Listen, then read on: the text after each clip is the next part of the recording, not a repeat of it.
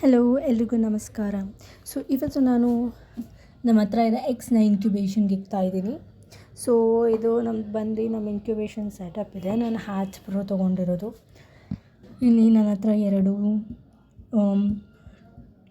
ತೀತರ್ ಮೊಟ್ಟೆಗಳಿದೆ ಮತ್ತು ಇಲ್ಲಿ ಮೊಟ್ಟೆಗಳಿದೆ. ಇವತ್ತು ನಾನು ಇದನ್ನು ಇನ್ಕ್ಯುಬೇಷನ್ಗೆ ಇಡಬೇಕು. ಸೊ ನಾನು ಆಗಲೇ ವಾಟರ್ ಸಪ್ಲೈ ಕೊಟ್ಟಾಗಿದೆ. ಸೊ ಎಲ್ಲ ವಾಶ್ ಆಗಿದೆ. ಸೊ ಇವತ್ತು ನಾನು ಇನ್ಕ್ಯುಬೇಷನ್ಗೆ ಇಕ್ತಾಯಿದ್ದೀನಿ.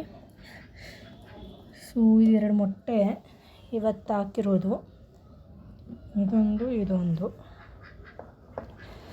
ಆಮೇಲೆ ಅದ್ರ ಜೊತೆಗೆ ಈ ಮೊಟ್ಟೆ, ಇದನ್ನು ನಾನು ಇಲ್ಲಿ ಇಡ್ತಾಯಿದ್ದೀನಿ.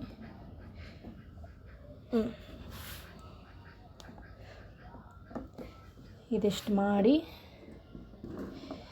ನಾನಿದು UPSಗೆ ಕನೆಕ್ಷನ್ ಕೊಟ್ಟಿರೋದು. ಸೊ ಅಕಸ್ಮಾತ್ ಕರೆಂಟ್ ಏನಾದರೂ ಹೋದರೆ ವರ್ಕ್ ಆಗಲಿ ಅಂತ ನೀಟಾಗಿ ಸೆಟಪ್ ಮಾಡಿ.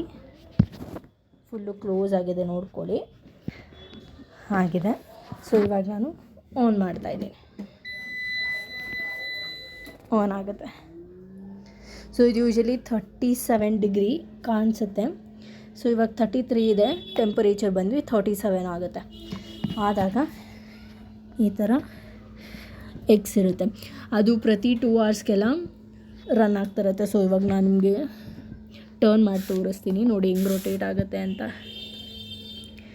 ಈ ಥರ ರೊಟೇಟ್ ಆಗುತ್ತೆ, ಸ್ಲೋ ಆಗಿ ರೊಟೇಟ್ ಆಗುತ್ತೆ.